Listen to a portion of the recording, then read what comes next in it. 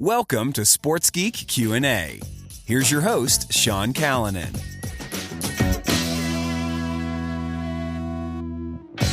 Yes, I'm Sean Callanan from Sports Geek. Remember, you can send in your questions these ways. You can go to sportsgeekhq.com/questions. You can send me a tweet at Sean Callanan. You can even ask me via Instagram at Sean Callanan. You can send me an email, sean@sportsgeekhq.com. Don't forget, you can support our podcasting and newsletter efforts via Patreon, going to sportsgeekhq.com/Patreon. So this question came from our Sports Biz Melb March meetup because it was the biggest question in the room. So we're hosting Sports Biz Melb networking events in Melbourne every single month. We have done 3 so far this year. It's been one of my missions to do it more often. And the question was, how should sports react to coronavirus? So for full context and of when this discussion was happening and when I'm recording this, because a lot will change between when I'm recording right now and when you listen to this on potentially Friday, March 20. So I'm recording this the day after the NBA suspended the season. A lot of tournaments and have now suspended their seasons. And this morning, the Australian Grand Prix was cancelled. So the first question was to play or not play. And I think it makes perfect sense to move into the not play space, especially and it's primarily maintaining security and health of the fans. So everything the current advice is when there's a large gathering of people, that helps as far as spread. So I think the NBA, the NHL, the NCAA, the Grand Prix are all making the right decisions on this case. And I think we'll probably see more by the time this gets published. So I think the thing is, it should be care for the fans, care for the players. It's something that we're currently facing and challenged with Gravitas on having the guys go into a studio, making sure it's safe for them, making sure it's safe for them to travel to the studio and the like. You want to make sure that the players are protected in this instance. Then I think longer term, I think it will come down to there's a couple of things. How does digital play a part in informing fans about what is happening, what potentially will happen in the future? But then also, I think there's also a bigger picture play, and I do liken it to going to the World Cup T20. So last Sunday, I was at the women's cricket World Cup final, T20 World Cup final, the MCG, 86,000 people there. There was talk of the coronavirus being a concern, but the event went ahead. And I enjoyed the event. I thought it was a great event. I think if I have a criticism or something that they could have done, is done some public service announcements around what good behaviour and good hygiene behaviour and what good crowd behaviour is. So whether that's a simple PSA that says if you're going to cough into your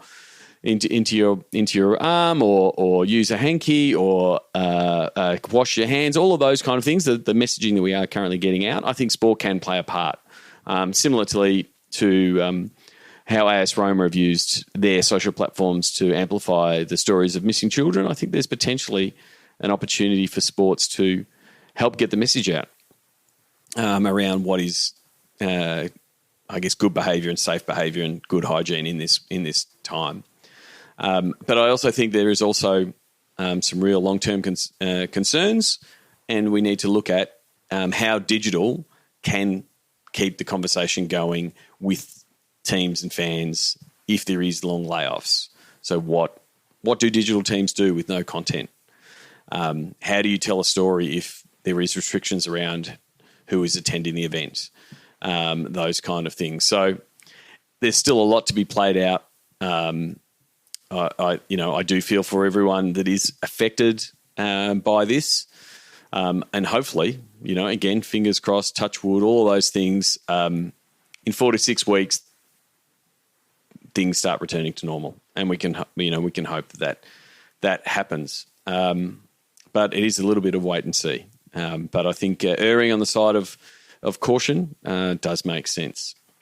So getting back into the more normal questions, because I am not a doctor. This question comes from Ben Scully from Sports Where I Am. He sent in a question regarding how do you manage the positive, negative feedback.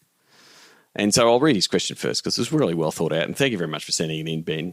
Hey, mate, I'm interested in how sports brands would manage the balance between focusing on too much negative feedback versus seeing as an early indication of a trend that might need to be addressed. I don't know how to word it better than, but a small example would be 99% positive and encouraging on most of the platforms and most of the ads. But occasionally we'll get someone that either doesn't quite understand us, doesn't quite understand our messaging, and then weighs in with a whole bunch of potentially incorrect. And the situation is, and I'm paraphrasing Ben, so I've gone off script. And he was asking for examples of how sports teams handle a higher volume of negative comments and how that balance. So I did answer this a couple of episodes back around there is going to potentially be this lockdown of accounts or lockdown of social comments because there is a little bit of trolling happening in the fan piece. But there is a little bit of you've got to be careful to listen to the small minority of those negative comments. I think if you're talking about a brand as different from a team, there are opportunities there. You can literally just hide the comment, which restricts it from being seen by other people. It is a little bit putting the head in the sand to a certain degree, potentially. But if it's literally just a troll, then hiding the comment or even deleting the comment or banning that person, to me, makes perfect sense. But if there is a way to turn around that person, if they are misinformed, then I think there is a good value in doing that.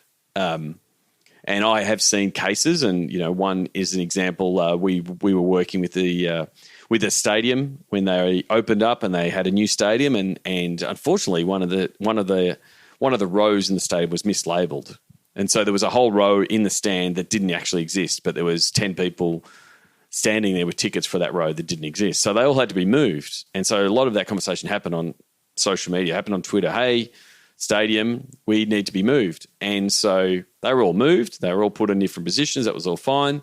Unfortunately, one of the noisiest ones happened to be sitting in a really poor position. They were sitting behind a camera, had an obstructive view, which again got them to kick off again. Now, they didn't really have a large following, and we could have probably ignored it. But what we did was we alerted the staff at the stadium and again moved them again, showed that that we cared and that we responded. And by the second, third, and fourth day of the test match, it was cricket in this case, they were one of the biggest advocates for the stadium. So we turned that negative, brand ambassador around to a positive one because we took those extra steps. So that one is a hard one to scale, but you still want to be looking for those opportunities to turn those around. There's now, and then the other side of it is some people never want to be turned.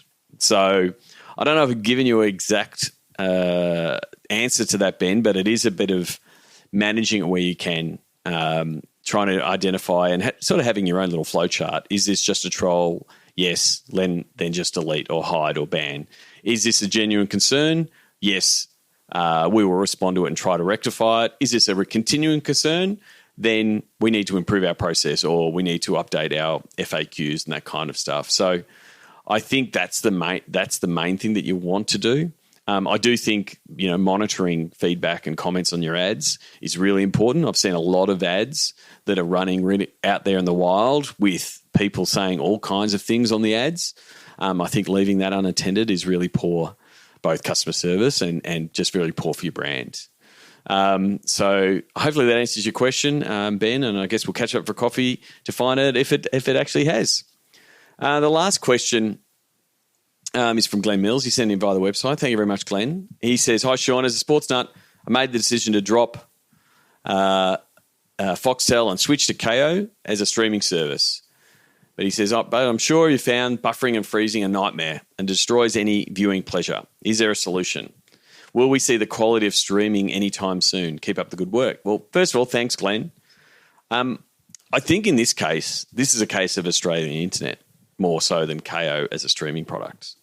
So I think this is more about the capacity of the internet you have at home than KO as a product. I've found KO to be quite a good product, and it's a bit an indictment on streaming products overall, especially in the Australian market, that there's a pleasant surprise that you opened it up and it worked when we have had some real failed and botched streaming services. So I think the product works. I think it still has some improvements to be made. I think search can be a little bit better. But as far as freezing and buffering, I find that across multiple streaming services, particularly around high and peak times. So what normally happens is 7 to 8 to 9 o'clock is when everyone is streaming. So it's not that just the streaming service is suffering. It's actually the pipes. The Australian internet, as we know, is going to be under even more stress right now with more people working from home. But a lot of people are streaming at peak times, at night, and that's when you see those services start to suffer. So I don't think it's a KO problem. I think it's an internet problem. So hopefully the advent of 5G starts to open up some opportunities there. And hopefully, it'd be great when we finally get the internet in Australia and we have. I say that as a joke often, but it's a poor one because if we had quality internet, I think we'd be able to do some really amazing things. That's it for this episode of Q&A. Thank you very much for the questions. For those of you at Sports Biz Mel, Ben Scully, and also Glenn Mills, thank you very much. As always, you can ask your questions via sportsgeekhq.com/questions or send them to me via my social channels or via email, Sean@sportsgeekhq. And I'd love your support on Patreon. So go to sportsgeekhq.com/Patreon to pledge your monthly support. Until next episode, my name is Sean Callanan, and you've been listening to Sports Geek. You can reach Sean Callanan via email at sean@sportsgeekhq.com. Find out more about Sports Geek's Digital to Dollars process at digitaltodollars.com. Go to sportsgeekhq.com for more sports digital marketing resources.